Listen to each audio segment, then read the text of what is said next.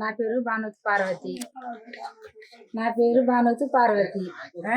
మాది మారేడు పాట, కున్నూరు మండలం, పోలవరం నియోజకవర్గం. చెప్పండి, ఏ పార్టీకి వెళ్తా అనుకుంటున్నారు? వైఎస్ఆర్. ఎందువల్ల?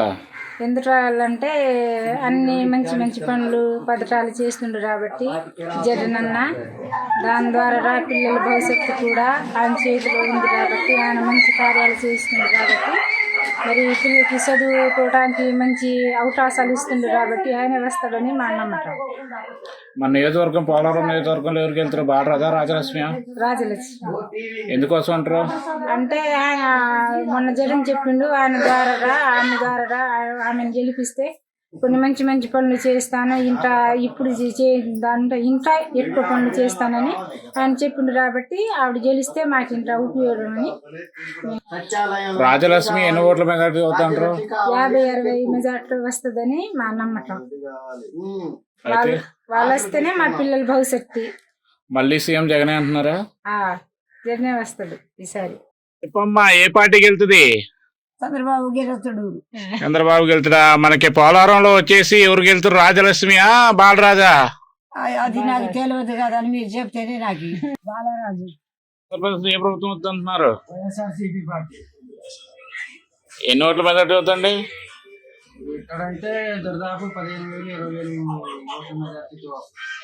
మన పోలవరం నియోజకవర్గం బాలరాజు గారా, ఎమ్మెల్యే రాజలక్ష్మి? రాజలక్ష్మి గారు. మీ నమ్మకం? నమ్మకం జగనన్న పెట్టిన పథకాలతో జనాలు కూడా అందరూ సంతృప్తి చెందారు. దానివల్ల అందరూ వైఎస్ఆర్సీపీకి తమ ఓటు. చెప్పండి, రాష్ట్రంలో ఏ పార్టీ వద్దాం అనుకుంటున్నారు? మాకు వైఎస్ఆర్ జగన్మోహన్ రెడ్డి గారికి గెలుస్తారని మా ఉద్దేశం. ఎలా అంటున్నారు? అది జగన్మోహన్ రెడ్డి గారికి గెలుస్తారని ప్రతి పథకాలు ఇచ్చారు మాకు. రైతు భరోసా, అమ్మఒడి, విద్యా దీవెన అన్ని పార్టీలు ఇచ్చారు. మళ్ళీ జగన్మోహన్ రెడ్డి గారు రావాలని కోరుకుంటున్నాం. పోలవరం నియోజకవర్గంలో రాజలక్ష్మి గెలుతుందా, బాలరాజు గెలుస్తుందా? రాజలక్ష్మి గెలిచింది. ఎన్ని ఓట్ల మెజార్టీ? 50,000 మెజార్టీతో గెలిచింది. మీ నమ్మకం? మా నమ్మకం. Okay, thank you. వైఎస్ఆర్. ఎందుకోసం? పింఛనీ డబ్బులు ఇస్తున్నారు, తెచ్చి ఇంటికి రైస్ ఇస్తున్నారు, పిల్లలకి అమ్మఒడి వేస్తున్నారు.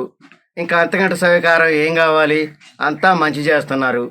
రాజ్యలక్ష్మి నియోజకవర్గం, కుక్కునూరు మండలం బాగా చేస్తున్నారు. పేరు గుగులో శంకర్, మారేడు పాక.